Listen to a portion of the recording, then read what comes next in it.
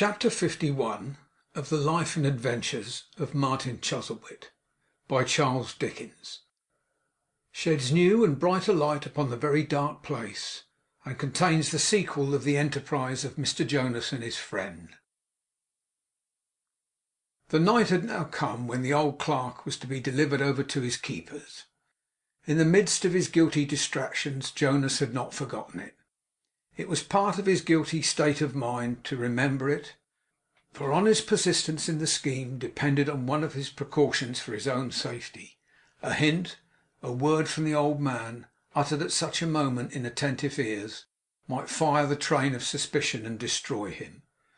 His watchfulness of every avenue by which the discovery of his guilt might be approached, sharpened with his sense of the danger by which he was encompassed. With murder on his soul, and its innumerable alarms and terrors dragging at him night and day, he would have repeated the crime if he had seen a path of safety stretching out beyond. It was in his punishment, it was in his guilty condition. The very deed which his fears rendered insupportable, his fears would have impelled him to commit again. But keeping the old man close, according to his design, would serve his turn. His purpose was to escape when the first alarm and wonder had subsided, and when he could make the attempt without awakening instant suspicion. In the meanwhile these women would keep him quiet, and if the talking humour came upon him, would not be easily startled. He knew their trade. Nor had he spoken idly when he said the old man should be gagged. He had resolved to ensure his silence, and he looked to the end, not the means. He had been rough and rude and cruel to the old man all his life, and violence was natural to his mind in connection with him. "He shall be gagged if he speaks, and pinioned if he writes," said Jonas, looking at him, for they sat alone together. "Is he mad enough for that? I'll go through with it." Hush! Still listening to every sound. He had listened ever since, and had not come yet. The exposure of the Assurance Office, the flight of Crimple and Bullamy with the plunder, and among the rest, as he feared, with his own bill, which he had not found in the pocket book of the murdered man, and which, with Mr Pecksniff's money, had probably been remitted to one or other of those trusty friends for safe deposit at the banker's. His immense losses, and the peril of still being called to account as a partner in the broken firm, all these things rose in his mind at one time and always, but he could not contemplate them. He was aware of their presence, and of the rage, discomfiture, and despair they brought along with them, but he thought of his own controlling power and direction. He thought of the one dread question only, when they would find the body in the wood. He tried, he had never left off trying, not to forget it was there, for that was impossible, but to forget, to weary himself by drawing vivid pictures of it in his fancy, by going softly about it among the leaves, approaching it nearer and nearer, through a gap in the boughs, and startling the very flies that were thickly sprinkled all over it, like heaps of dried currants. His mind was fixed and fastened on the discovery, for intelligence of which he listened intently to every cry and shout, listened when any one came in or went out, watched from the windows when the people who passed up and down the street, mistrusted his own looks and words. And the more his thoughts were set upon the discovery, the stronger was the fascination which attracted them to the thing itself lying alone in the wood. He was for ever showing and presenting it, as it were, to every creature whom he saw. "Look here! Do you know of this? Is it found? Do you suspect me?" If he had been condemned to bear the body in his arms, and lay it down for recognition at the feet of every one he met, it could not have been more constantly with him, or a cause of more monotonous and dismal occupation than it was in this state of mind. Still he was not sorry. It was no contrition or remorse for what he had done that moved him. It was nothing but alarm for his own security. The vague consciousness he possessed of having wrecked his fortune in the murderous venture intensified his hatred and revenge, and made him set the greater store by what he had gained. The man was dead. Nothing could undo that. He felt a triumph yet in the reflection.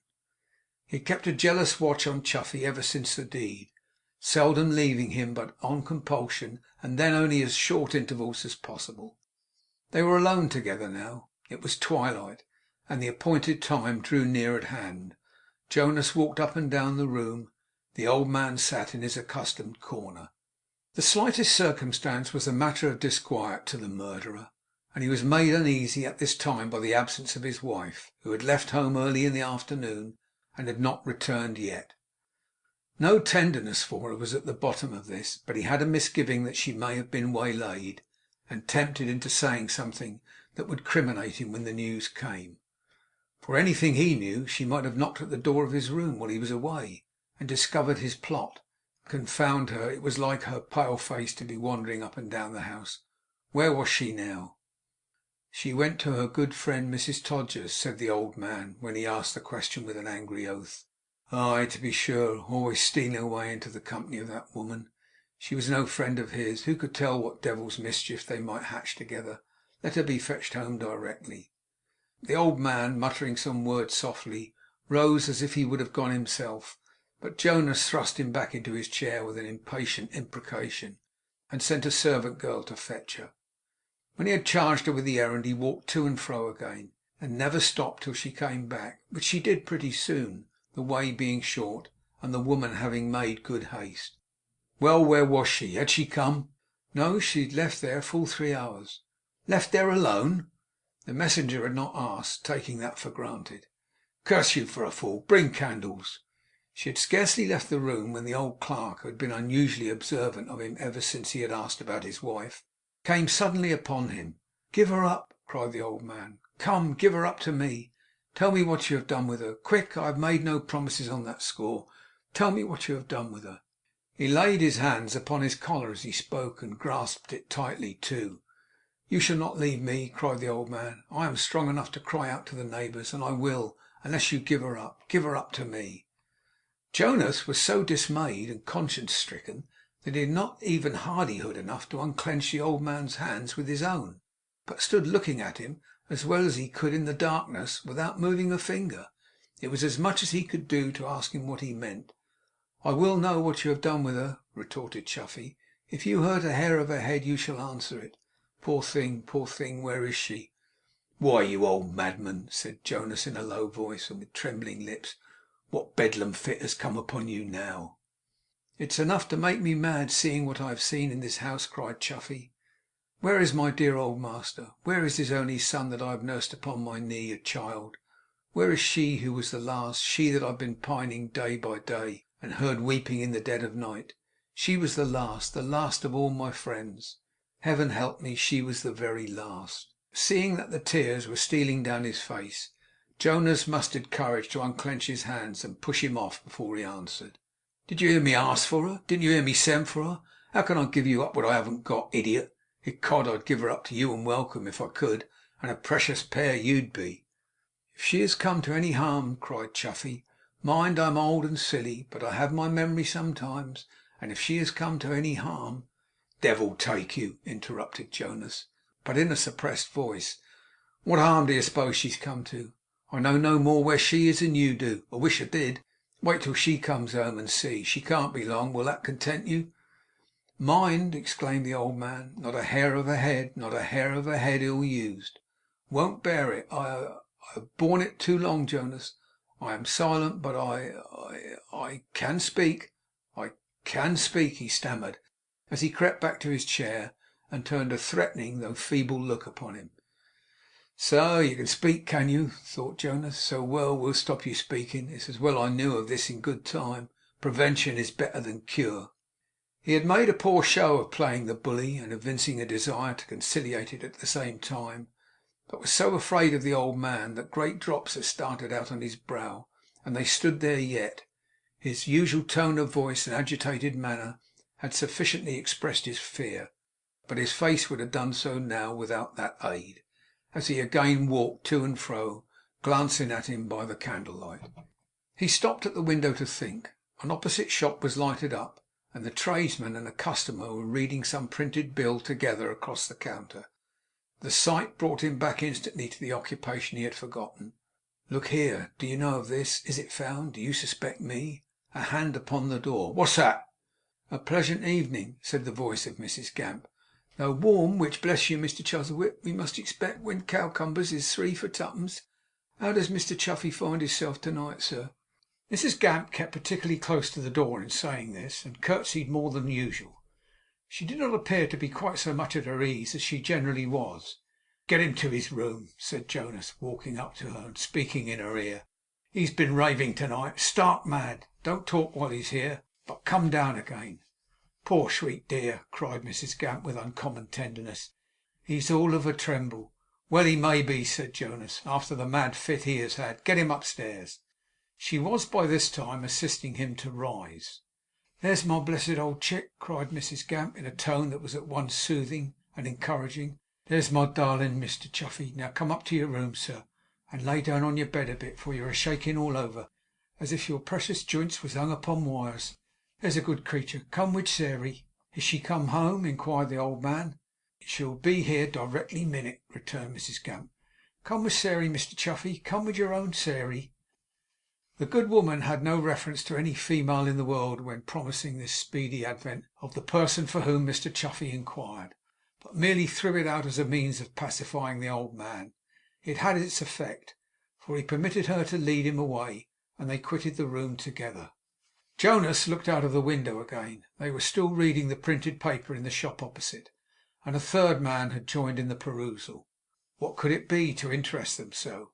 A dispute or discussion seemed to arise among them, for they all looked up from their reading together, and one of the three, who had been glancing over the shoulder of another, stepped back to explain or illustrate some action by his gestures. Horror! How like the blow he had struck in the wood! It beat him from the window as if he had lighted it on himself. As he staggered into a chair, he thought of the change in Mrs Gamp exhibited in her new-born tenderness to her charge. Was that because he was found? Because she knew of it? Because she suspected him? 'Mr Chuffey is a lying down,' said Mrs Gamp, returning. 'And much good may it do him, Mr Chuzzlewit, which harm it can't, and good it may. Be joyful.' 'Sit down,' said Jonas hoarsely, 'and let us get this business done. Where's the other woman?' 'The other person's with him now,' she answered. 'That's right,' said Jonas. 'He's not fit to be left to himself. Why, he fastened on to me to-night here, upon my coat, like a savage dog. Old as he is, and feeble as he is usually, I had some trouble to shake him off. You Hush, it's nothing. You told me the other woman's name. I forget it.' 'I mentioned Betsey Prig,' said Mrs Gamp. 'She is to be trusted, is she?' 'That she ain't,' said Mrs Gamp. 'Nor have I brought her, Mr Chuzzlewit. I brought another which engages to give every satisfaction.' 'What's her name?' asked Jonas. Mrs Gamp looked at him in an odd way, without returning any answer, but appeared to understand the question too. 'What's her name?' repeated Jonas. 'Her name,' said Mrs Gamp, 'is Harris.' It was extraordinary how much effort it cost Mrs Gamp to pronounce the name she was commonly so ready with. She made some 3 or 4 gasps before she could get it out, and when she had uttered it, pressed her hand upon her side, and turned up her eyes as if she were going to faint away. But knowing her to labour under a complication of internal disorders, which rendered a few drops of spirits indispensable at certain times to her existence, and which came on very strong when that remedy was not at hand, Jonas merely supposed her to be the victim of one of those attacks. 'Well,' he said hastily, for he felt how incapable he was of confining his wandering attention to the subject. 'You and she have arranged to take care of him, have you?' Mrs Gamp replied in the affirmative, softly, and discharged herself of her familiar phrase, 'Turn and turn about, one off, one on.' But she spoke so tremulously that she felt called upon to add, 'which fiddle strings is weakness to express my nerves in this night.' Jonas stopped to listen, and then said hurriedly, 'We shall not quarrel about terms. Let them be the same as they were before. Keep him close, and keep him quiet. He must be restrained. He has got it in his head to-night that my wife's dead, and he's been attacking me as if I had killed her. It's common with mad people to take the worst fancies of those they like best, isn't it?' Mrs Gamp assented with a short groan. 'Keep him close then, or in one of his fits he'll be doing me a mischief. And don't trust him at any time, for when he seems most rational, he's wildest in his talk. But that you know already. Let me see the other.' 'The other person, sir?' said Mrs Gamp. 'Aye, you go to him, and send the other. Quick, I'm busy.' Mrs Gamp took 2 or 3 backward steps towards the door, and stopped there. 'Is it your wishes, Mr Chuzzlewit,' she said, in a sort of quavering croak, 'to see the other person, is it?' But the ghastly change in Jonas told her that the other person was already seen. Before she could look round towards the door, she was put aside by old Martin's hand, and Chuffy and John Westlock entered with him. "Let no one leave the house," said Martin. "This man is my brother's son, ill met, ill trained, ill begotten. If he moves from the spot on which he stands, or speaks a word above his breath to any person here, open the window and call for help." "What right have you to give such directions in this house?" asked Jonas faintly. "The right of your wrong doing. Come in there." An irrepressible exclamation burst from the lips of Jonas, as Lewsome entered at the door. It was not a groan, or a shriek, or a word, but it was wholly unlike any sound that had ever fallen on the ears of those who heard it, while at the same time it was the most sharp and terrible expression of what was working in his guilty breast that nature could have invented. He had done murder for this. He had girdled himself about with perils, agonies of mind, innumerable fears for this. He had hidden his secret in the wood, pressed and stamped it down into the bloody ground, and here it started up when least expected, miles upon miles away, known to many, proclaiming itself from the lips of an old man who had renewed his strength and vigour as by a miracle to give it voice against him. He leaned his hand on the back of a chair and looked at them. It was in vain to try to do so scornfully, or with his usual insolence. He required the chair for his support, but he made a struggle for it. "I know that fellow," he said, fetching his breath at every word, and pointing his trembling finger towards Lewsome. "He's the greatest liar alive. What's his last tale? Ha! You're rare fellows too. Why, that uncle of mine is childish. He's even a greater child than his brother my father was in his old age. All that Chuffy is. What the devil do you mean?" he added, looking fiercely at John Westlock and Mark Tapley. The latter had entered with Lewsome. "By coming here and bringing two idiots and a knave with you to take my house by storm. Hallo there! Open the door. Turn these strangers out." "I'll tell you what," cried Mr Tapley, coming forward. "If it wasn't for your name, I'd drag you through the streets of my own accord, and single-handed I would. Ah, I would. Don't try and look bold at me. You can't do it. Now go on, sir." This was to old Martin. "Bring the murdering vagabond to his knees. If he wants noise, he shall have enough of it, for as sure as he's a shivering from head to foot, I'll raise an uproar at this window that shall bring half of London in. Go on, sir. Let him try me once, and see whether I'm a man of my word or not." With that, Mark folded his arms and took his seat upon the window ledge, with an air of general preparation for anything, which seemed to imply that he was equally ready to jump out himself, or to throw Jonas out, upon receiving the slightest hint that it would be agreeable to the company. Old Martin turned to Lewsome. "This is the man," he said, extending his hand towards Jonas, "is it?" "You need do no more than look at him to be sure of that, or the truth of what I have said," was the reply. "He is my witness." "Oh, brother!" cried old Martin, clasping his hands and lifting up his eyes. "Oh, brother, brother! We were strangers half our lives, that you might breed a wretch like this, and I make life a desert by withering every flower that grew about me. Is it the natural end of your precepts and mine, that this should be the creature of your rearing, training, teaching, hoarding, striving for, and I the means of bringing him to punishment, when nothing can repair the wasted past?" He sat down upon a chair as he spoke, and turning away his face was silent for a few moments. Then with recovered energy he proceeded. "But the accursed harvest of our mistaken lives shall be trodden down. It is not too late for that. You are confronted with this man, you monster, there not to be spared, but to be dealt with justly. Hear what he says. Reply, be silent, contradict, repeat, defy, do what you please. My course will be the same. Go on. And you," he said to Chuffy, "for the love of your old friend, speak out, good fellow." "I have been silent for his love," cried the old man. "He urged me to it. He made me promise it upon his dying bed. I would never have spoken but for your finding out so much. I have thought about it ever since. I couldn't help that, and sometimes I have had it before me in a dream, but in the daytime, not in sleep." "Is there such a kind of dream?" said Chuffy, looking anxiously at old Martin's face. As Martin made him an encouraging reply, he listened attentively to his voice and smiled. "Aye, aye," he cried. "He often spoke to me like that. We were at school together, he and I. I couldn't turn against his son, you know, his only son, Mr Chuzzlewit." "I would to Heaven that you had been his son," said Martin. "You speak so like my dear old master," cried the old man with childish delight. that I almost think I hear him.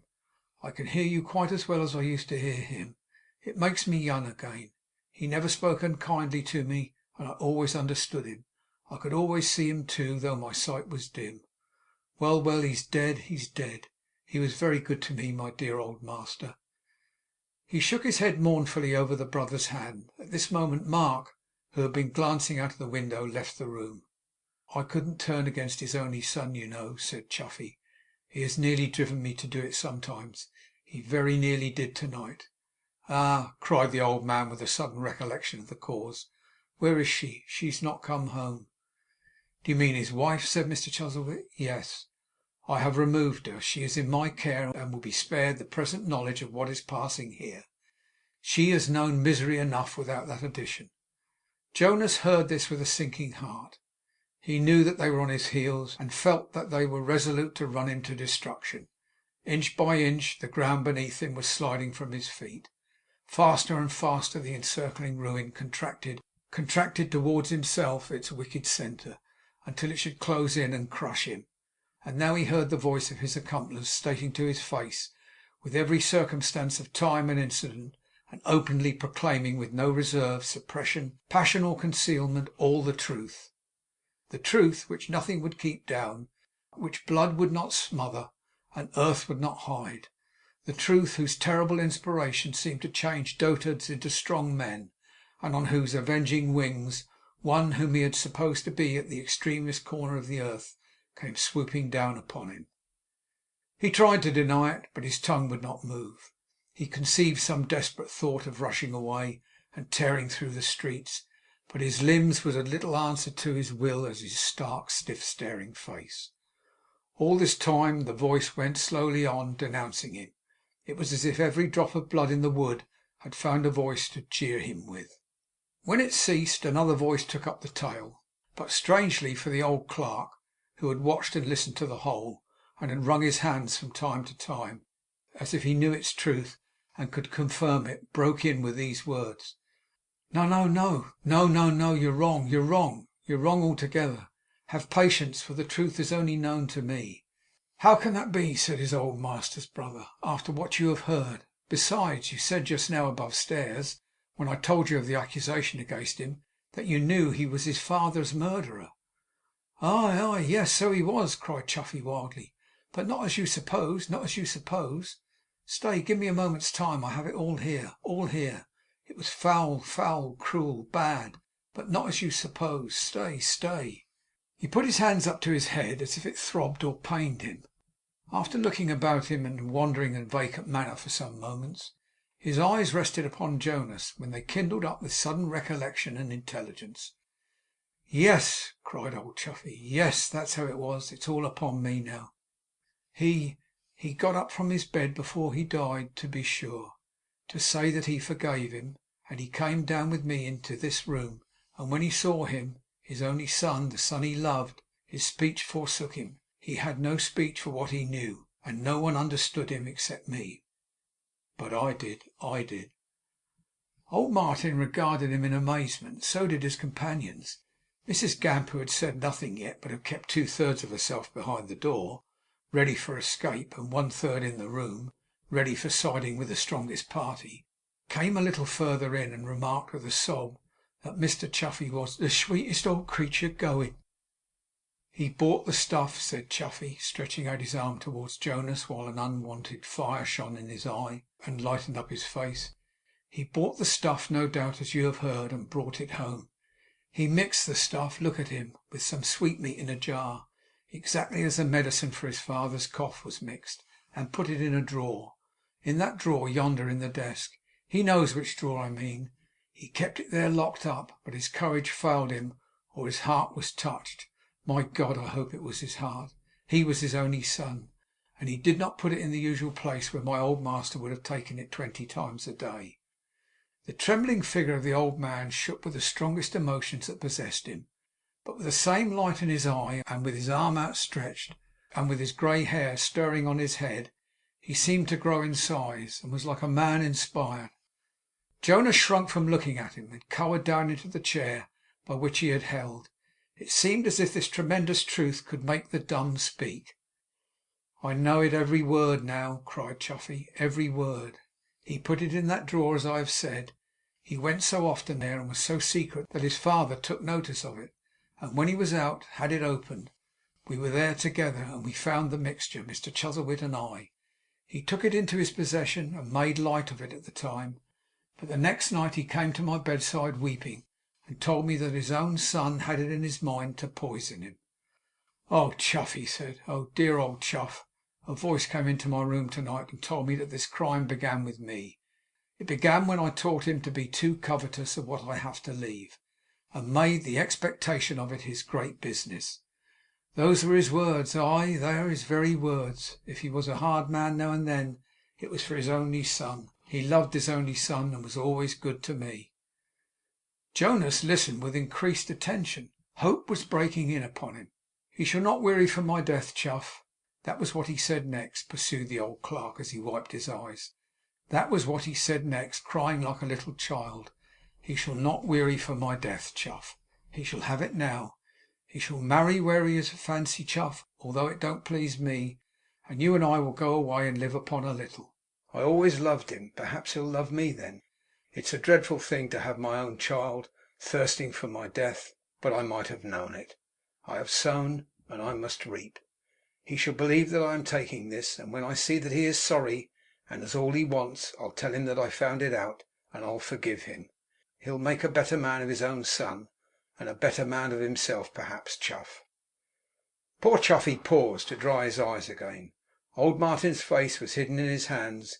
Jonas listened still more keenly, and his breast heaved like a swollen water, but with hope, growing hope. 'My dear old master made believe the next day,' said Chuffey, 'that he had opened the drawer by mistake with the key from the bunch, which happened to fit it. We had one made and hung upon it, and that he had been surprised to find the fresh supply of cough medicine in such a place, but he supposed it had been put there in a hurry when the drawer stood open. We burnt it, but his son believed that he was taking it. He knows he did. Once Mr Chuzzlewit, to try him, took heart to say that it had a strange taste, and he got up directly and went out.' Jonas gave a short dry cough, and changing his position for an easier one, folded his arms without looking at them, though they could now see his face. 'Mr Chuzzlewit wrote to her father, I mean the father of the poor thing who's his wife,' said Chuffey, 'and got him to come up, intending to hasten on the marriage. But his mind, like mine, went a little wrong through grief, and then his heart broke. He sank and altered from the time when he came in to me in the night, and never held up his head again. It was only a few days, but he had never changed so much in twice the years. "Spare him, Chuff," he said before he died. They were the only words he could speak. "Spare him, Chuff." I promised him I would. I've tried to do it. He's his only son. On his recollection of the last scene in his old friend's life, poor Chuffey's voice, which had grown weaker and weaker, quite deserted him. Making a motion with his hand, as if he would have said that Anthony had taken it, and had died with it in his, he retreated to the corner where he usually concealed his sorrows, and was silent. Jonas could look at his company now, and vauntingly too. "Well," he said after a pause, "are you satisfied, or have you any more of your plots to broach? Why, that fellow Lewsome can invent 'em for you by the score. Is this all? Have you nothing else?" Old Martin looked at him steadily. "Whether you're what you seem to be at Pecksniff's, or something else in a mountebank, I don't know, and I don't care," said Jonas, looking downward with a smile. "But I don't want you here.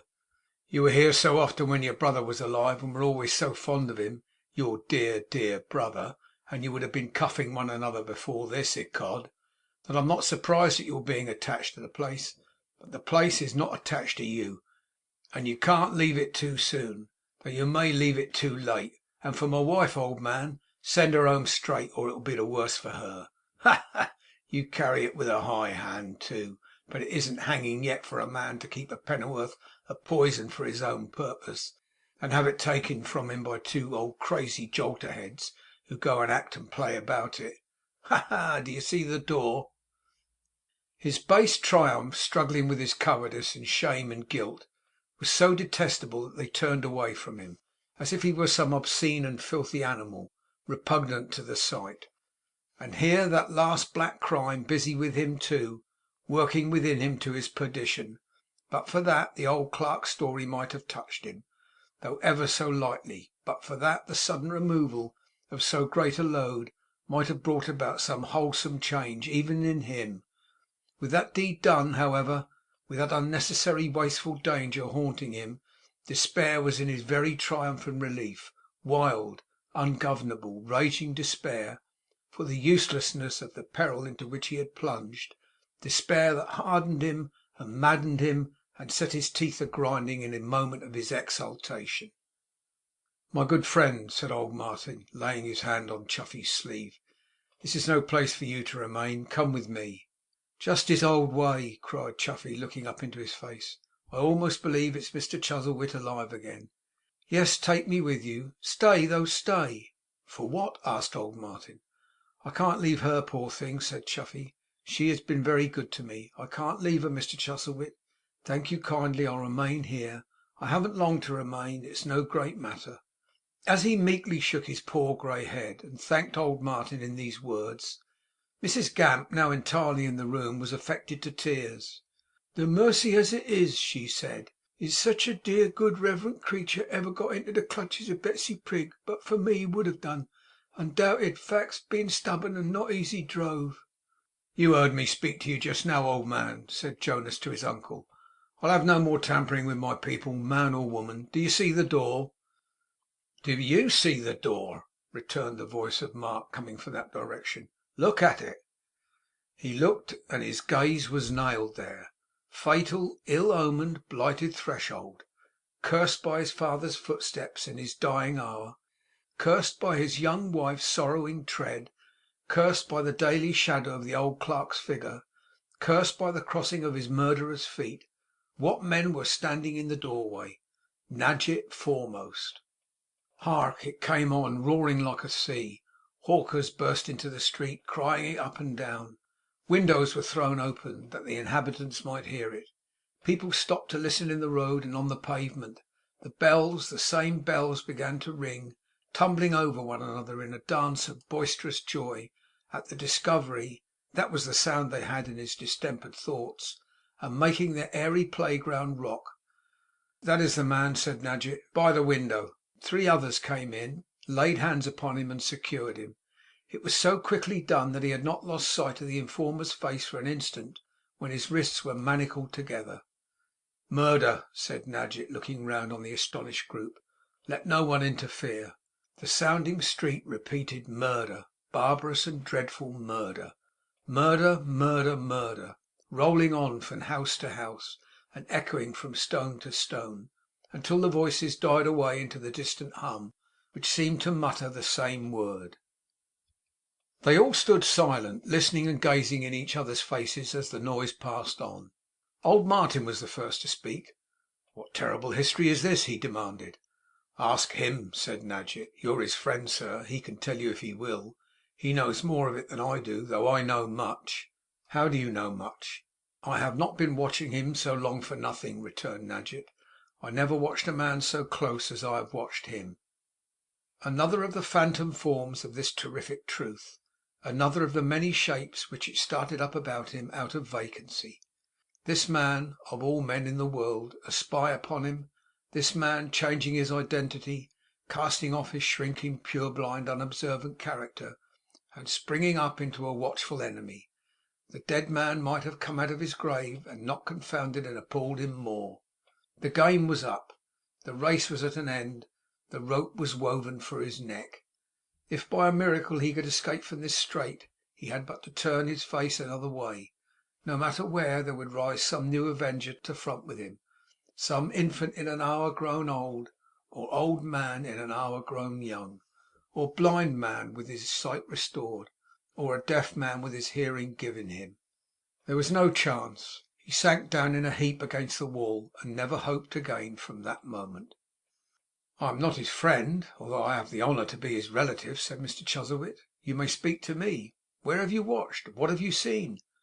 "I have watched in many places," returned Nadgett, "night and day. I have watched him lately, almost without rest or relief. His anxious face and bloodshot eyes confirmed it. I little thought to what my watching was to lead, as little as he did when he slipped out in the night, dressed in those clothes which he afterwards sunk in a bundle at London Bridge. Jonas moved upon the ground like a man in bodily torture. He uttered a suppressed groan as if he had been wounded by some cruel weapon, and plucked at the iron band upon his wrists, as though, his hands being free, he would have torn himself. "Steady, kinsman," said the chief officer of the party. "Don't be violent." "Whom do you call kinsman?" asked old Martin sternly. "You," said the man, "among others."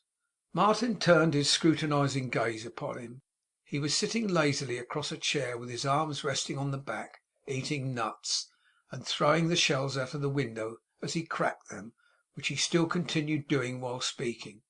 "Aye," he said with a sulky nod, "you may deny your nephews till you die, but Chevy Slime is Chevy Slime still, all the world over. Perhaps even you may feel it some disgrace to your own blood to be employed in this way. I am to be bought off." "At every turn," cried Martin. "Self, self, self. Every one among them for himself."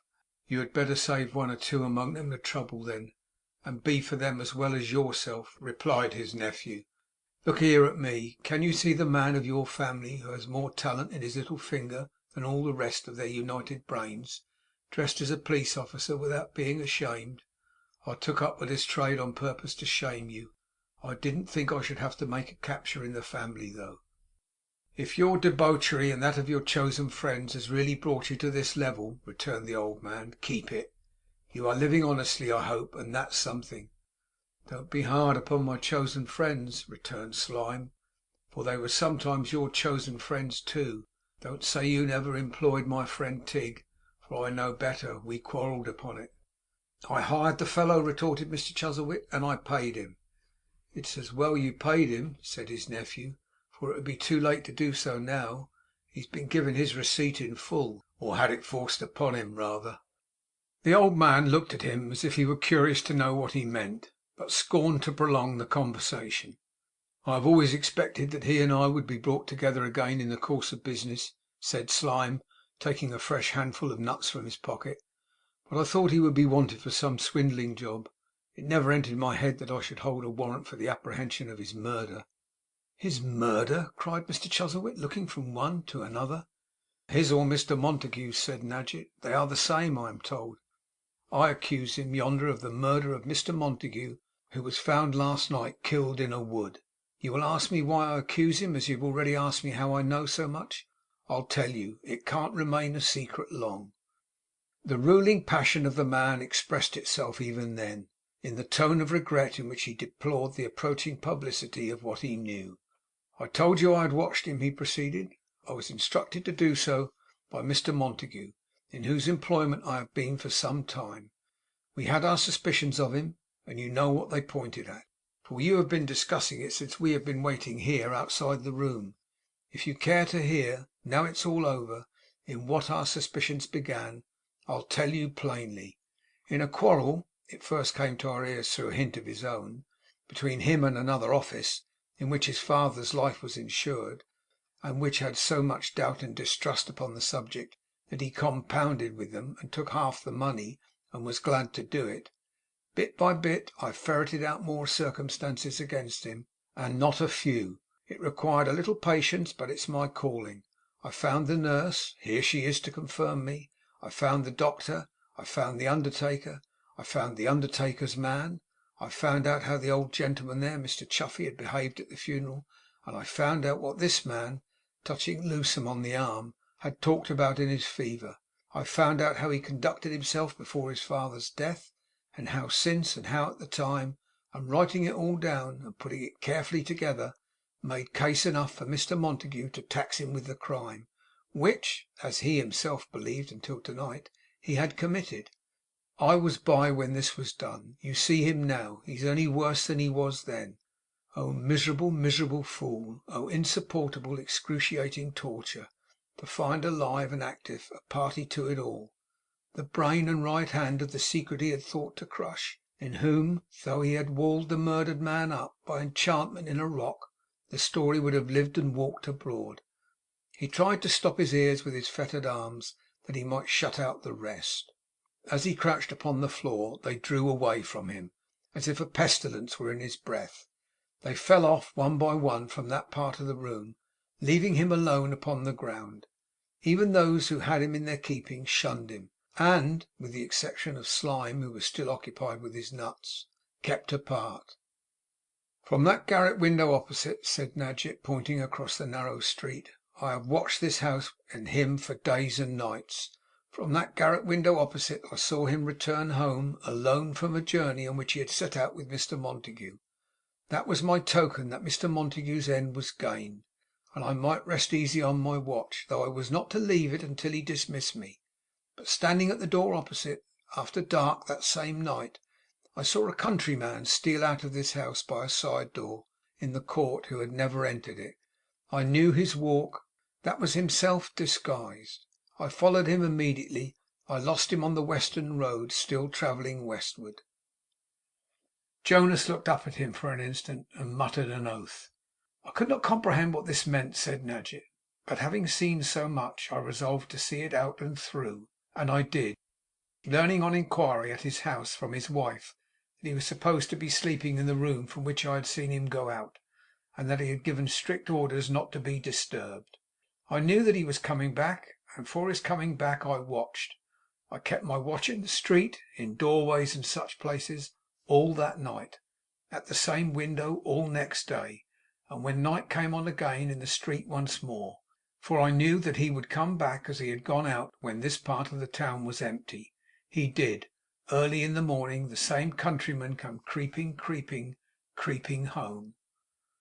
'Look sharp,' interposed Slyme, who had now finished his nuts. 'This is quite irregular, Mr Nadgett.' 'I kept at the window all day,' said Nadgett, without heeding him. 'I think I never closed my eyes. At night I saw him come out with a bundle. I followed him again. He went down the steps at London Bridge, and sunk it in the river. I now began to entertain some serious fears, and made a communication to the police, which caused that bundle to be ' 'To be fished up,' interrupted Slyme. 'Be alive, Mr Nadgett.' 'It contained the dress I had seen him wear,' said Nadgett, 'stained with clay and spotted with blood.